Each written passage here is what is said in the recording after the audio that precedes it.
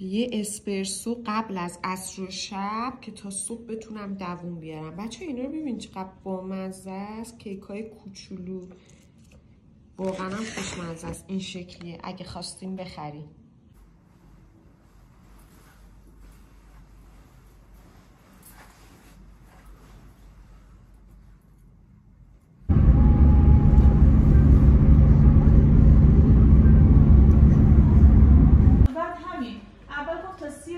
داشته باشه. بعد خب اگر رفت اندوسکوپی سینوس شد و مشکلی نبود میشه دیسی کرد. حالا الان که دیگه کنسل شده احتمالاً بشه دیسی کرد دیگه.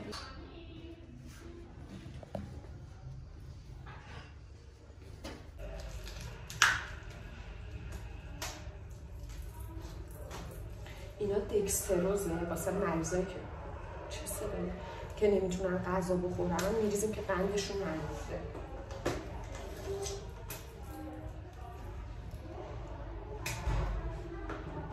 خیلی حواستون به شرایط مریضتون باشه، مثلا مریضی که چیزی نمیخورن که اگر نیاز بود داخل سرمشون دکستروز، پتاسیم، منیزیم و ویتامین ها ریخته بشه. باید اینجوری حواستون به پرونده هاتون باشه وقتی تا خورده است، یعنی دکتر براتون اوردر گذاشته. یه صفحه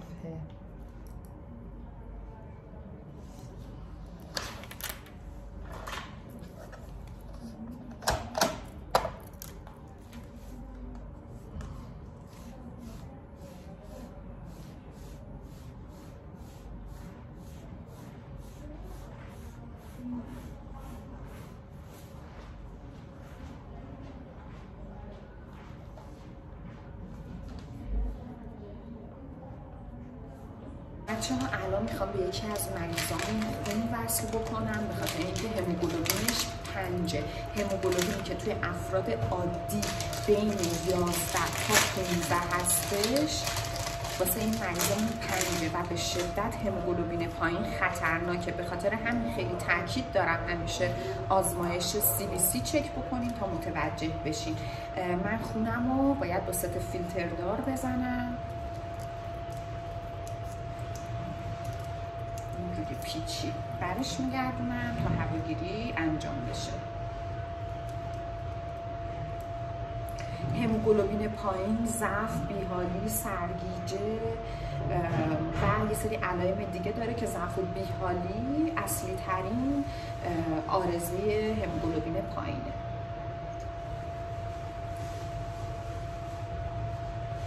بعد از اینکه از سر سوزنم اولین قطره زد بیرون، یعنی هواگیری انجام شده.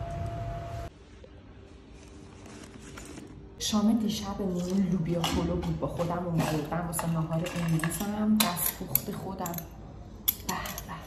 نگم از دستپخت از غذای بیمارستان نجات پیدا کردم. ببینین آخه رنگو الکی از خودم تعریف کنم. چیه الان؟ کله شیر. همه چی هست به جز کله شیر. پیش کی زدی اینو؟ بگو که از اون برا رد نشین. آخه اون موقع تتو مد نبود. تو مدش کردی. بله اون موقع تتو مد نبود که تازه برجسته است. برجسته؟ آه تتو برجسته. خب بگو پیش کی رفتی؟ این چشاشه، این دهنشه، اینم یالشه. خیلی شب. خب بگو توضیح بده. تو اینترنت اگه همینو پیدا کردی. خب آخه دیگه نیست دیگه. خب توضیح بده درباره تتوت. آهان مغازه چیز داشت، اتکلون فروشی داشت، ازش اتکلون میگرفتم. بعد دیگه گفت تتو میزنم و اینا، گفتم تتو بزن. رایگان برات زد؟ نه پول دادم. بابت این پولم دادی؟ آره بابا. نیست دیگه اون خانومه بری ازش شکایت هست. نه هستش، با خواهرم دوسته میرن این اونور. اومدم فیش غذا زدم امشب شام کشک بادمجونه. خیلی با بادمجون اوکی نیستم ولی بعدم نمیاد غذای امشب بخورم. ببینیم چه جوری است.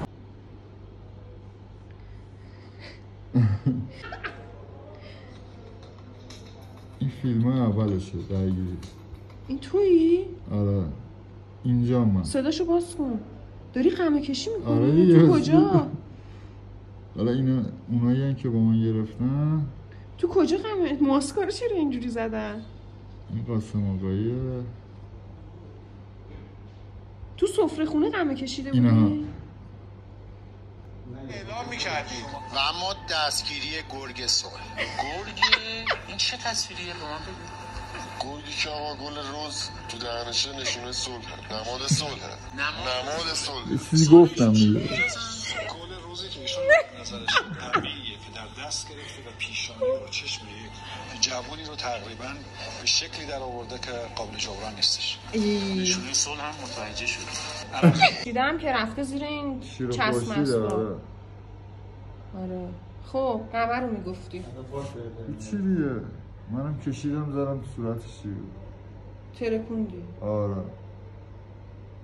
کشیدم زدم تو صورتش.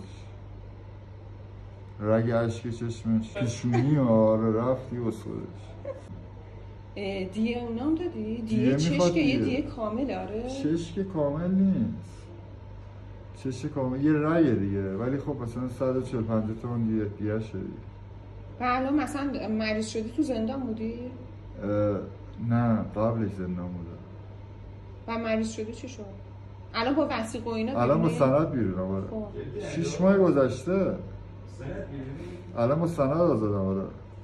نه دیگه الان قاضی زندان نمیده منو. چرا؟ آها به خاطر شرایطت به نمیده خاطر دیگه. الان دیگه نمیده دیگه. ولی دیگه رو مثلا میگیرن دیگه. آره. 140-150 تومن میشه. کشه بودیم جون. تو روغنش میشه شنا کرد.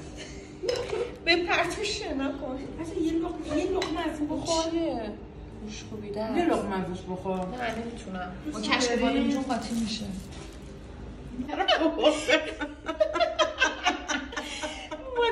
یعنی واقعا حاضرم میدیدم برای خودم بزن تو لقمه بزن. چی گیری کردم و حالم از هر چه غذای برمون روغن کشک بادم جون ریزی.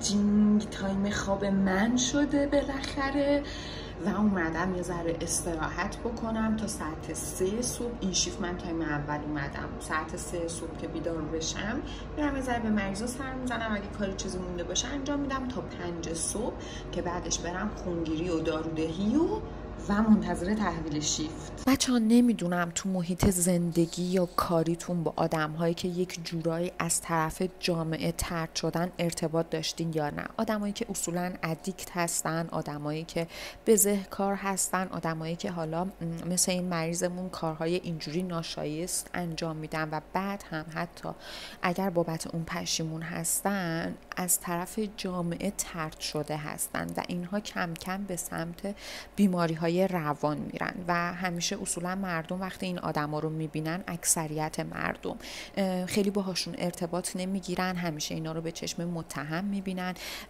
و یک پرستار جدای از اینکه باید توی کارش حرفه‌ای باشه باید مهارت ارتباط با انواع و اقسام آدم‌ها رو بلد باشه.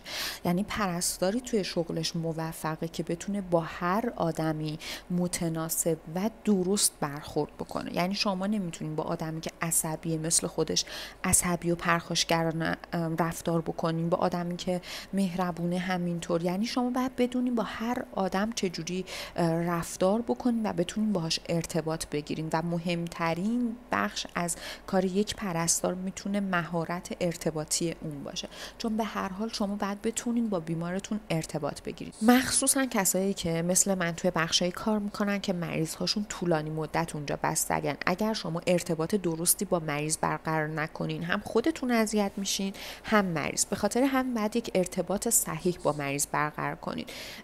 مریض اومده هپاتیت داره، ادیکت، تزریق‌های متعدد داشته، این به شما مربوط نمیشه، زندگی شخصی آدما. شما فقط میتونین خودتون رو در برابرش ایمن بکنین، پروتکل ها رو رعایت بکنین که بهش دوچار نشین. این که بخواین به مریض به چشم بد نگاه بکنین اصلا توی اون سوگندی که پرستارها و پزشکا خوردن نیست. من وقتی که وارد اتاقش شدم و باهاش یک برخورد گرم داشتم، گفتش که من میخوام برم سیگار بکشم. من گفتم که برای سلامتت خوب نیست چون داری شیمی درمانی میشی و همه اینا برات ضرر داره. همه رو دونه دونه براش توضیح دادم و رفته رفته این مریض با من ارتباط خوبی گرفت. به من گفتش که میخوام بهت یه واقعیتی رو بگم که اگر این رو بدونی حتی حاضر نیستی بخوای به من دارو بزنی و مطمئنم میای به من یک آمپول هوا تزریق میکنی. من بهش خندیدم و اینو گفتم که خیلی دوست دارم بدونم این مورد چیه، واقعا اگه یه خلاف دیگه کرده باشی بهت آمپول هوا میزنم. به شوخی بهش گفتم و خندیدیم.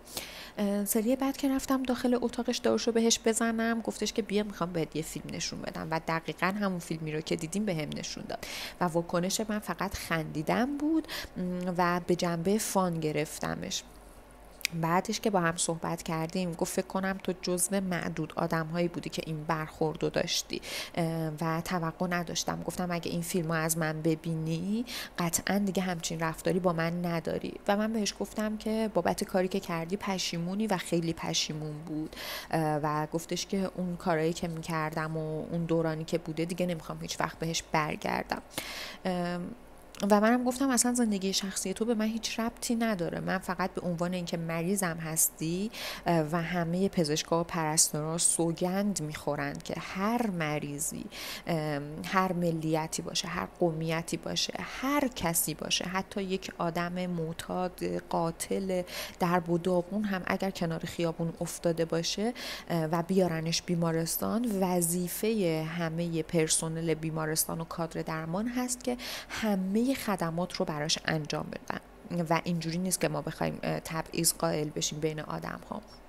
خیلی خوشش اومد و انقدرم خوشحال شد و بابت کاری که کرده بود پشیمون بود. گفتم دیگه اصلا بهش فکر نکن، به منم هیچ ربطی نداره. میخوام بهتون بگم باید مهارت ارتباطی درست رو توی زندگیمون با آدمای مختلف بالا ببریم. دست از سرزنش کردن همدیگه برداریم، دست از توهین و تخریب همدیگه برداریم. حالا طرف هر کاری که کرده توی زندگیش به خودش مربوطه و اگر زمانی و جایی کارش پیش ما گیر کرد، حالا چه از لحاظ درد و دل بود چه از لحاظ نیاز بود، تا جایی که میتونیم بهش کمک بکنیم. شاید همون یک کمک ما، همون درد و دل کردن ما، همون فقط گوش دادن ما با سکوت بتونه بهش کمک بکنه که دیگه به اون مسیر بد بر نگرده و این موضوع واقعا مهمه. من زمانی که کارآموزی بودم و توی اورژانس کار میکردم، مریض هایی رو می آوردن که زندانی بودن و دستاشون رو با دستبند به تخت می بستن، پاهاشون رو می بستن، یا مریض هایی بودن که کیس روان بودن و حتی خانواده هاشون هم حاضر نبودن خیلی راحت برن سمت اینا، ولی کادر درمان واقعا با روی باز می رفتن پیششون. مخصوصا اگر شما کارآموزی روان رو پاس بکنین و با بیمارای روان صحبت بکنین، اکثرشون آدم های طرد شده هستن از خانواده و جامعه. یعنی آدم ها انقدر اینا رو طرد کردن، انقدر تخریبشون کردن که اینا رفتن سمت کارهای بد و دست خودشون نبوده، رفتن سمت اون کارها که بخوان یک شخصیت نمایشی از خودشون به جا بذارن، یعنی باعث جلب توجه بقیه بشن و هی افتادن توی این گرداب و رفتن پایین‌تر و شرایط بدتر شده. مخصوصا تو این زمان و تو این تایم که اکثرا حال خوبی نداریم، یک کوچولو بیشتر هوای همدیگر رو داشته باشیم. همون درد و دل کوچیک با همدیگه و گوش دادن میتونه حال خیلی آمونو بهتر بکنه.